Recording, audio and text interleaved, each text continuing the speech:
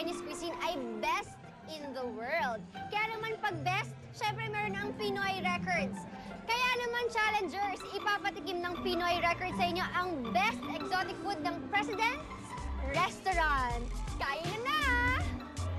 Challengers, ito na ang espesyal na hapunan na nakahain para sa inyo. Isang plato ng jellyfish pancit, fried frog legs, sauteed crocodile meat, isang bowl ng turtle soup, at isang shot ng dugo ng bagong.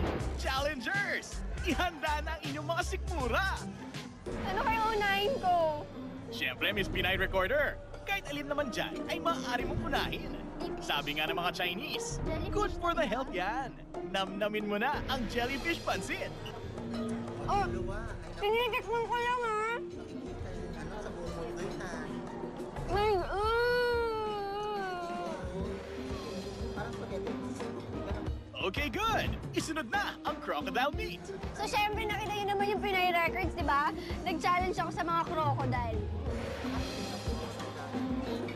Kasama ka. Harap ng crocodile. Aba, nasarapan ka? Ito naman ang subukan mo, ang turtle soup. Hindi ko na nakain, turtle. Soup lang Alam mo yung ikang Nadia? Aba, siyempre, pati ang laman. Mahal yan, Ning.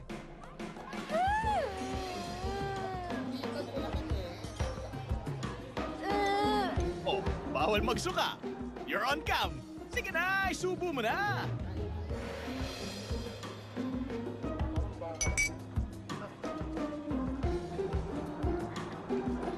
Yan. Oh, turtle, okay na. Now save the best for last, ang fried frog legs. Oh, ayan. Sige na kayo. Kinain ko yata, ha? Oh, challengers. Good luck. Win lang. Good luck. Ito na ang hamon, girls. Mag-uunahan kayong ubusin ang lahat ng exotic food na ihahain sa inyo. Ang may pinakakakaunting pagkain na matira ang panalo.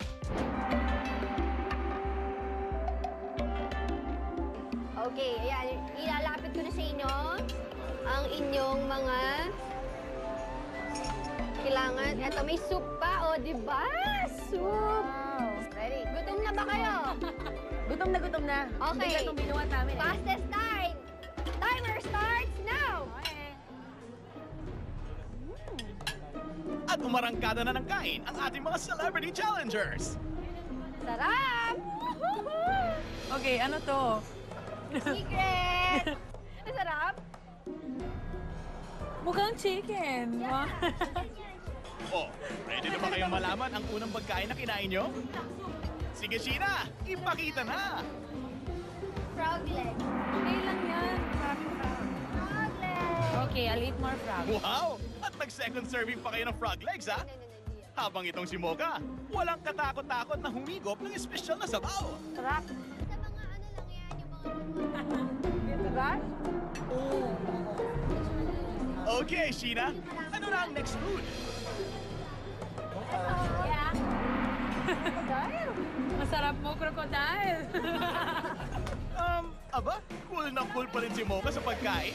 Halatang nag-e-enjoy. Madal, thank you po, Pinoy Records. Pero itong ating Brazilian beauty na si Diana, mukhang malapit ng tumigay. Diet kasi ako. Yummy. Okay, asan dyan? Oo. Okay, Sheena, paki-reveal na ang malampansit noodles na kanilang kinakain. Wait. Follow muna before you talk.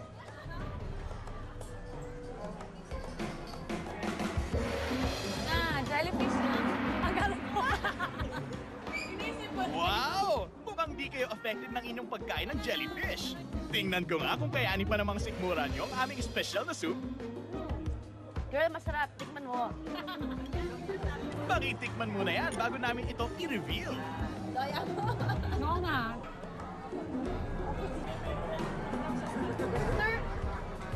Oo naman yung turtle. Turtle. Okay lang yan, girls. Isang delicacy talaga sa China ang meat ng turtle. Sa katunayan, ayon sa mga Chinese, mabuti raw ito sa kalusugan. Mahilig talaga ako sa exotic food. So, nung nakita ko yung frog legs, alam kong frog legs yun. Kasi sa province namin, sa Pangasinan, nag-aadobo kami ng, ng palaka, ganyan. Pero yung mga iba pang dish doon, hindi ko na alam yun. But of course, we save the best for last. Sheena, iabot na ang dessert. What's that? Yan lang naman, girls, ay isang shot ng dugo ng turtle na hinaluan ng alak bilang pantunaw raw sa mga kinain nyo. Cheers! Wow! Bottoms up si Mocha! Ang sarap!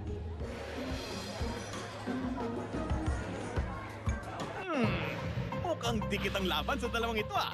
Sa aming pagbabalik, isang kakaibang lion dance naman ang mararanasan ng ating dalawang sexy challengers. Dito lang yan sa Pinoy Records!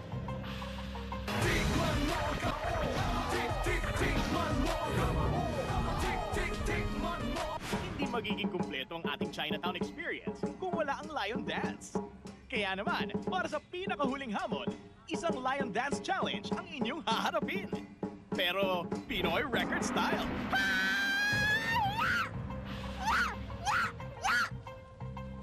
Para sa first stop, kailangan yung magbasag ng 3 hollow blocks. Pero bago lumipat sa final stop, kailangan yung maglipat ng munggo at sumayaw ng lion dance. At ang lion dancing daw ay nakakapagtaboy ng malas at nag-a-attract ng pangswerte. Sino kaya ang malas at sino kaya ang swerte? Timer starts now! Wow, Diana! At umarangkada na ang ating sexy celebrity challengers. Ano yun? Aba, sandali lang, Diana. Penalty ka! Dahil paa ang ginamit mong pang-chop. Ay, dali! Takbo na! Paano to? Uy, dikit ang laban! Girls, kailangan malinis ang pagkakalipat ng mga munggo. Ganyan ba gumamit ang chop? Oo, sa probinsya namin ganito, para mabilis maubos yung pagkain. Brazil, Ganyan din ba paggamit ng chopstick? Walang chopstick doon. Alam mo, if I have to eat with chopstick, patay. What? Gutom lang ako. What? I didn't understand you. You're so fast, Sarah? You're faster, Mama. Yes. Come on, Come on, Mama. come on, Who is that? Come on! And also, At una nakatakbo para mag-lion dance si Diana. Yay!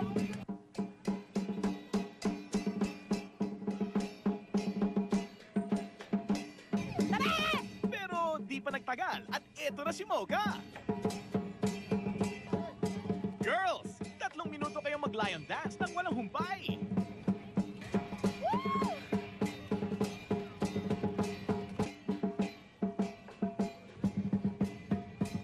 At umariba ng sayaw ang ating dalawang hinamon. Tingnan nyo naman si Diana at nagtanggal pa ng kanyang sapatos. At pagkatapos ng hatawan, ang panalo si Diana.